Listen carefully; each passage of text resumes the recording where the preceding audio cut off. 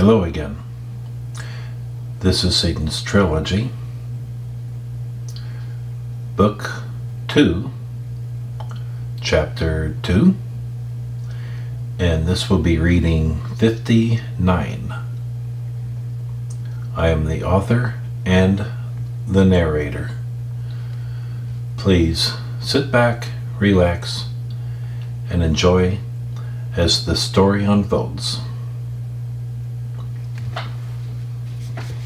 Axel smiled softly at Day and nodded in agreement.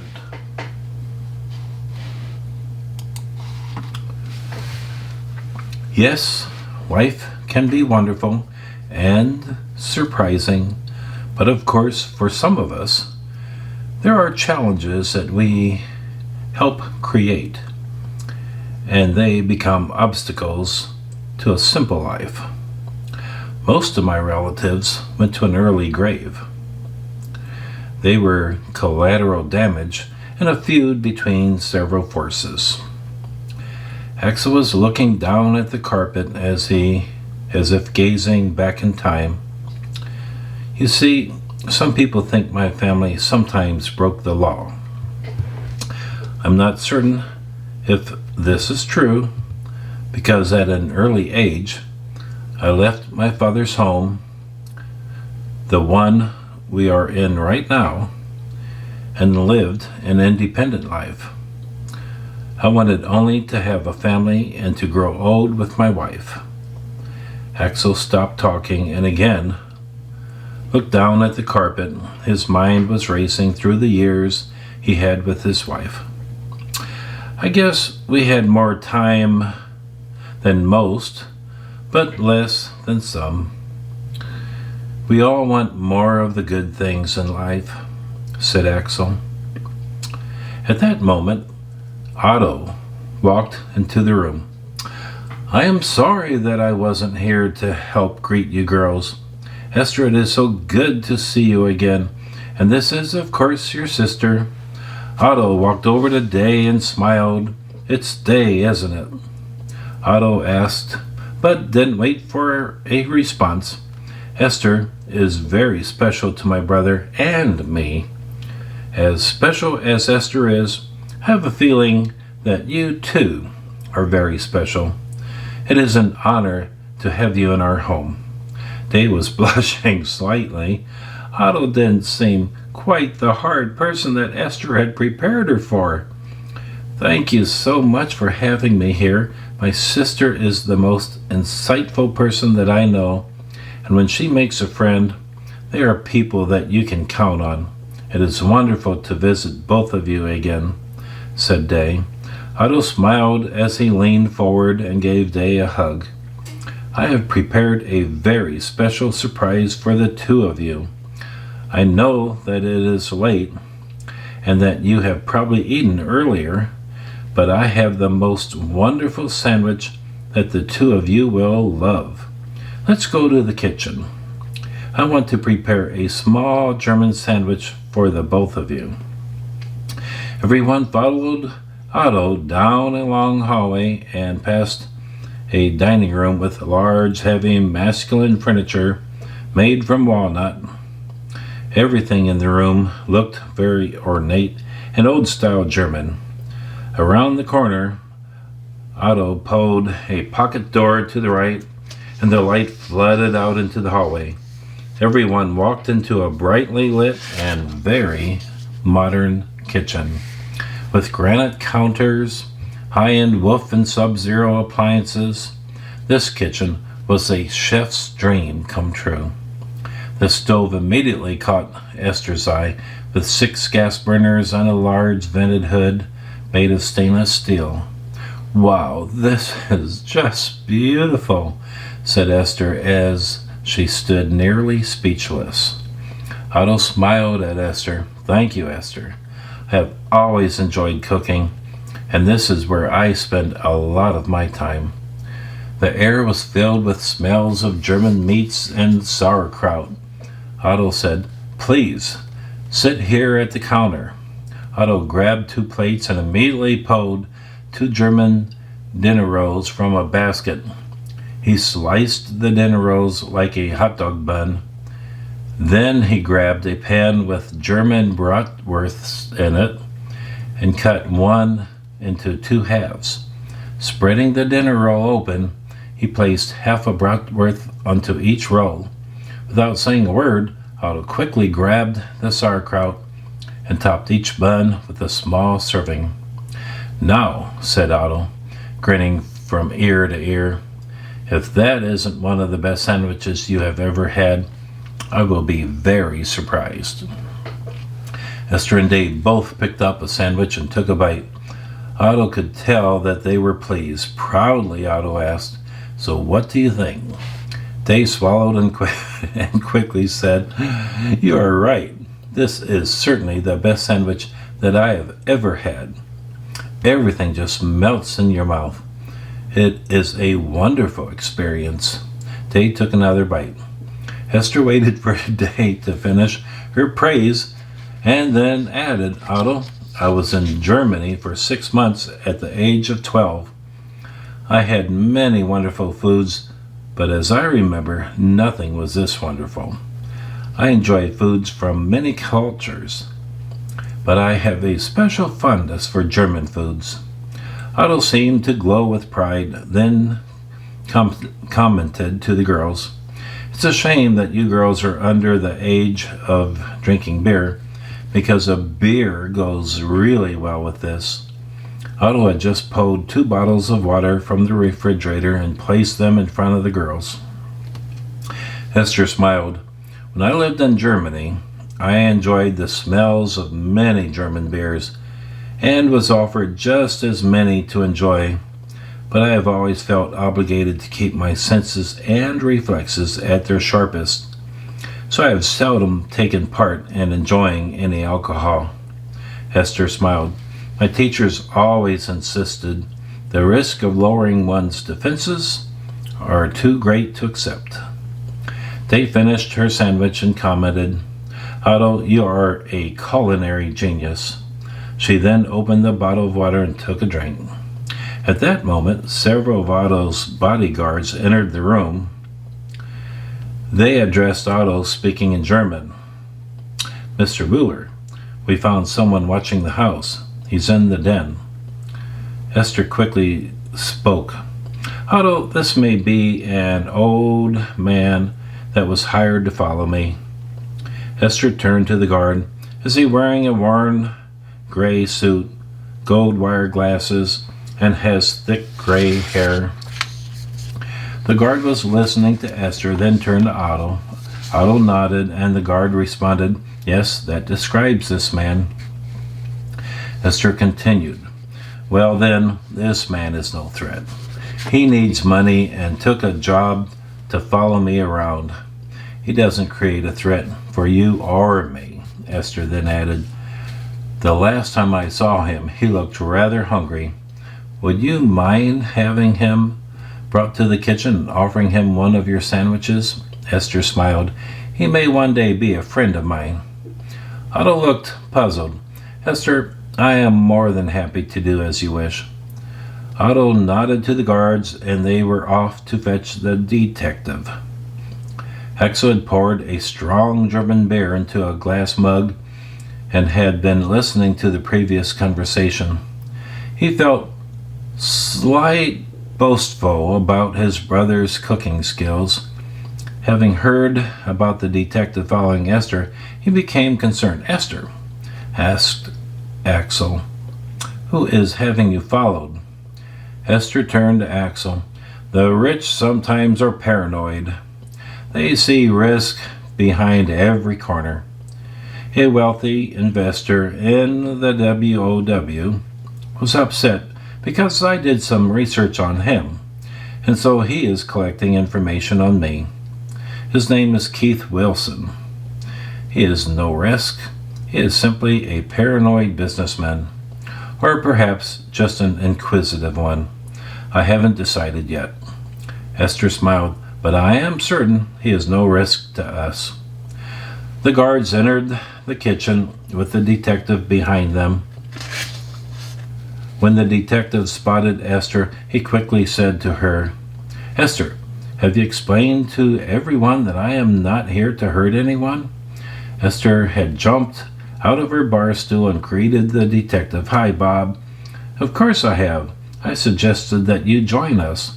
Day and I just had the most wonderful sandwich. You looked hungry earlier. Otto has offered to make you one. You will love this. It's the best German food that I have ever had." Watching the detective closely, Otto had already prepared a sandwich and placed the plate on the counter. Speaking to the detective, Otto said, "Please sit and enjoy. Esther says you're a good person. My guards were just doing their job. We don't mean you any harm. Enjoy the sandwich." Otto nodded to the guards to leave the kitchen. The detective looked at Otto, then Esther. Esther was smiling at him. He quickly sat down at the counter and said, "Thank you so very much. I am starved." He quickly took a bite and then a second. It was obvious that he either hadn't eaten for a month or he absolutely loved the sandwich. Otto watched the old man devour the sandwich. "Would you like another?" asked Otto. Looking at Otto, the detective said, "You are all such good people. Yes, please. I have never had anything this wonderful." Otto quickly prepared another sandwich for the man. Then Otto commented, "If only when I was younger I had my brother's courage, I would have become a chef. But instead, I bowed to my father's wishes and went into the family's business." Otto looked a bit sad, but of course he understood. Regrets don't change a thing. "It is so rewarding to have others enjoy my cooking." Otto watched the detective and smiled. Esther smiled at the detective as he started to enjoy the second sandwich, then said to him, "Bob, we have to leave when you finish your sandwich. Day and I are going back to my apartment. We have school tomorrow. We need to get a few hours of sleep so that we can be fresh in the morning." Esther laughed, and so did they.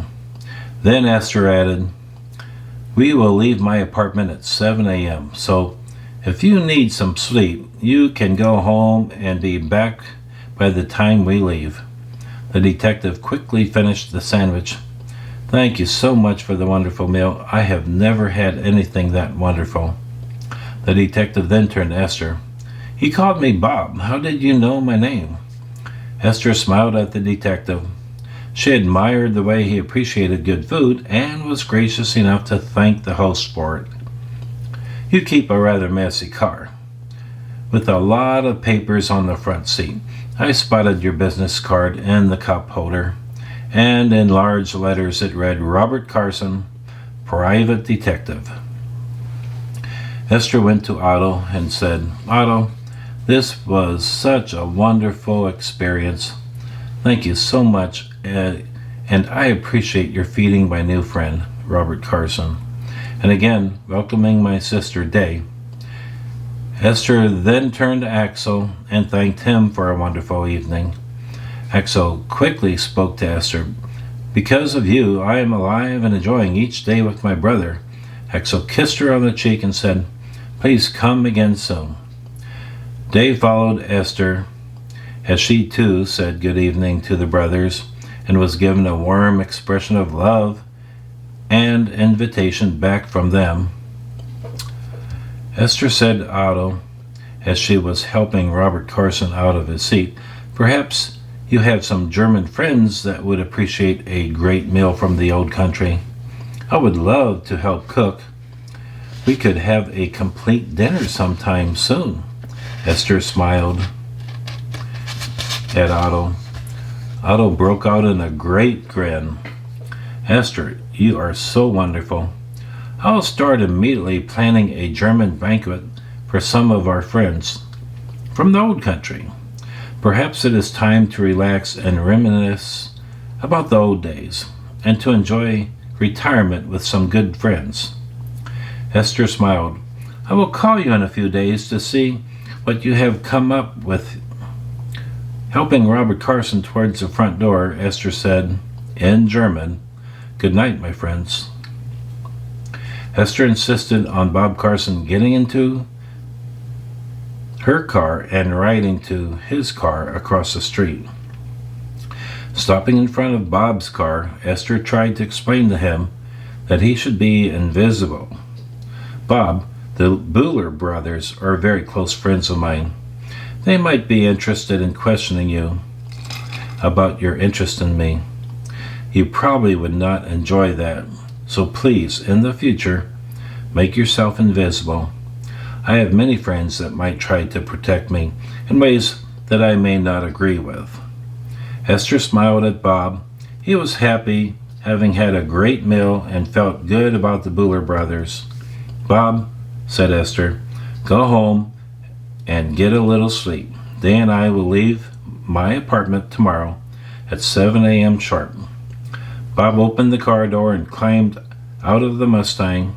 Thanks, Esther, for your help and honesty. I will see you tomorrow. Esther shook her head as Bob climbed into his car. Bob doesn't know a thing about being a private investigator. He was an insurance claims investigator for most of his life. Turning to Day, Esther said, let's go home. I need to exercise, shower, and sleep. Day smiled. Sounds good to me, Esther. Can I watch you exercise? Esther quickly responded, of course, Day. You simply need to sit very still while I work my routine. Like I told you before, don't watch my hands. Quickly arriving home, Esther parked the Mustang just inches in front of the Ninja. We should not be loud considering the time, but I am certain nothing could awaken Aunt Brandy. She sleeps like a rock, that is, until she smells breakfast, and then she seems so quickly to wake up. Esther chuckled at the thought of her aunt awakening at breakfast aromas. Following her ritual of checking the entrance before going into the apartment, Esther then continued to open the door for Day and followed her into the apartment. Esther quickly said, I'll be in the spare bedroom in 3 minutes. If you want to watch, please be ready. Esther quickly moved to her bedroom where she changed her clothes into tight shorts and an equally tight tank top. Both were pink silk. Esther looked more ready for bed than exercise, and she looked attractive in the pink silk. Day was sitting in the corner as Esther walked into the middle bedroom. Esther spotted her in the corner and commented, You're waiting for me. That is good. Esther closed the door and turned off the ceiling light. It was very dark, and Day couldn't see a thing. In a moment, Esther was lighting a votive candle by the far corner. Moving to the center of the room, Esther took her beginning position with her hands down to her side. Without looking at Day, Esther explained, This exercise is a battle against 24 opponents. Watch for the kill strikes, then that eliminate each of them. If you can spot all 24 kills, I will be very impressed. Esther bowed to the photo above the entryway and began. Her movements were a combination of 5 styles taught her by separate teachers from around the world. Kicks, jumps, and strikes from her flew through the air, and she was always in control. The movements were as orchestrated as that of an Olympic floor gymnast, with only half the room to move in. Each kill strike came with a sudden exhale of air, releasing Esther's body energy. Esther's last movement was a kick at the votive candle that was so swift it blew the flame out as her foot pulled away. The room was dark for a moment. Then Esther was again at the doorway, flipping on the switch for the ceiling light. Esther had moved non-stop for 60 minutes, yet wasn't breathing hard. Smiling at Day, she asked, "How many kills did you count?" Day's mind was reviewing everything that she had just witnessed and had several questions for Esther, but first she had to give Esther an answer for her question. Looking slightly disappointed, Day said, "I heard 20 kills, 10 with your feet and 10 with your fist. I guess I missed 4 of them." They seemed somewhat uneasy about the answer. Esther grinned. "You did good. Your count is correct. I had 20 kill strikes. I changed my routine just slightly, and you did well. You believed your ears and not your expectations. You must never let your expectations rule over what you actually experience." Esther grinned. Day looked pleased with herself and was giving deep thought to Esther's comments. Day then decided to ask a question. "Esther, why is it that you can move in the dark so easily?" asked Day. Esther sat on the floor in front of Day and made herself comfortable.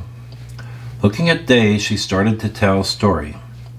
"I've had 5 master teachers that taught me everything they knew about self-defense.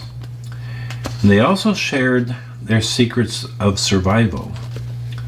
My 3rd master was blind, but he was able to defend himself as if he had eyes. I asked him one day how he was able to see while living in darkness. He offered to teach me if I was willing to dedicate myself for 6 days to the task. I agreed." Day was fascinated by the story and asked before Esther could continue, "So what did you have to do?" Esther smiled, collected her thoughts for a moment, and then went on. "I lived in a large monastery. He took me into a part of the monastery that I had never been in before, and he told me that I must remain there in darkness for 6 days.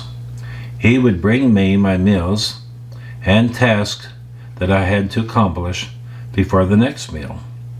Esther grinned and laughed at herself for a moment. "You know that I require very little sleep, and so the 6 days were long and full of challenges. My teacher on the 2nd day started to explain to me how all objects have magnetism, and that if I concentrated, I could feel that force.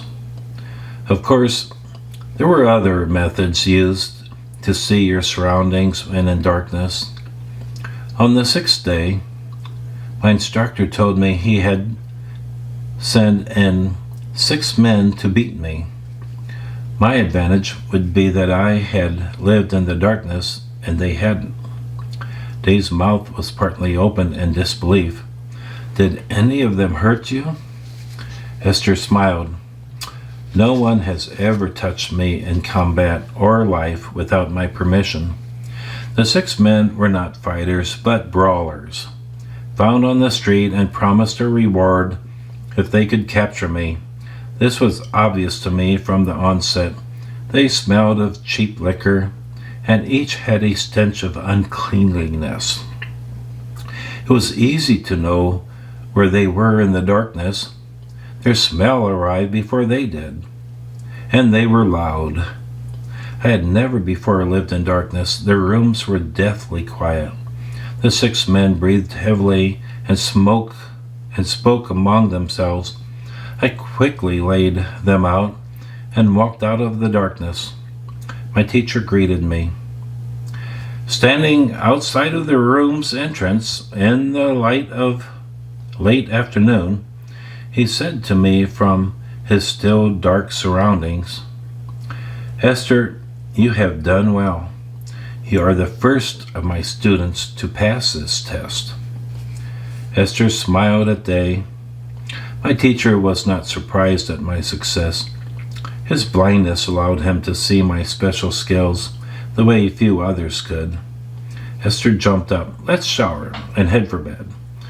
In less than 30 minutes, Day and Esther laid alongside of each other in her bed. Esther was on the outside, facing the door to her room.